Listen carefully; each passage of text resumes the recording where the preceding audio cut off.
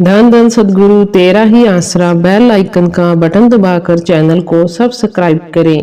प्रेमी करतार सिंह से पूज्य परम पिताजी की अपार दया मेहर के एक प्रत्यक्ष करिश्मे का इस प्रकार वर्णन करता है। सन 1991 की बात है।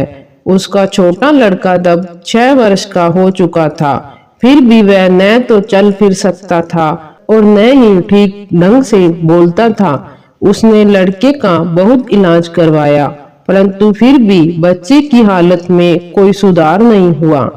एक बार प्रेमी की घरवाली बीबी अपने उसी बच्चे को लेकर यहाँ दरबार में आ गई।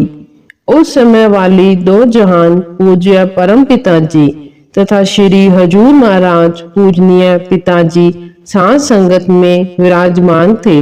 अवसर पाकर बीबी ने कुल मालिक की हजूरी में अपने बच्चे के बारे में प्रार्थना कर दी। इस पर सर्वसम्मत अति दयालु सतगुरु जी ने उस बच्चे पर अपनी पावन दृष्टि डालते हुए अपने पवित्र मुख से वचन फरमाया, बेटा बच्चे नु नाम शब्द दिलवा दो, मालिक दी कृपा नाल ठीक हो जाएगा।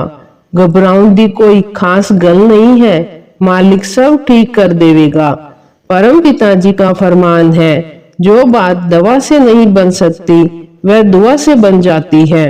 यह उक्ति प्रेमी के लिए वरदान सिद्ध हुई। प्रेमी अपने बच्चे की दवा दारू करते करते थक चुका था। डॉक्टरों ने भी साफ जवाब दे दिया था कि उस पर कोई दवाई तो असर नहीं करती, शायद ईश्वर की कोई कृपा हो जाए तो वह अपने आप ही ठीक हो सकता है। अपने सदगुरु जी के हुक्म अनुसार प्रेमियों ने अपने बच्चे को नाम दिलवा दिया, अर्थात सदगुरु जी की कृपा से उस अपंग बच्चे को नामदान मिल गया। बस फिर क्या था, नाम का तो एक बहाना था, काम तो सर्वसम्मत सदगुरु जी के वचन व उनकी कृपा दृष्टि ने ही कर दिया था। मालिक की कृपा से वह बच्चा उसी दिन से ही ठीक होना शुरू हो गया। अब वह बिल्कुल स्पष्ट है, ठीक से बोल भी लेता है तथा चलता फिरता भी है।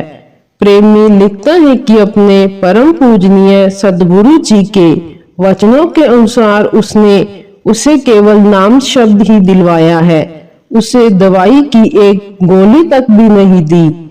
इससे यह बिल्कुल ही स्पष्ट होता है कि वह बच्चा केवल सच्चे पातशाह जी की प्रत्यक्ष दया मेहर से ही स्वस्थ हुआ है।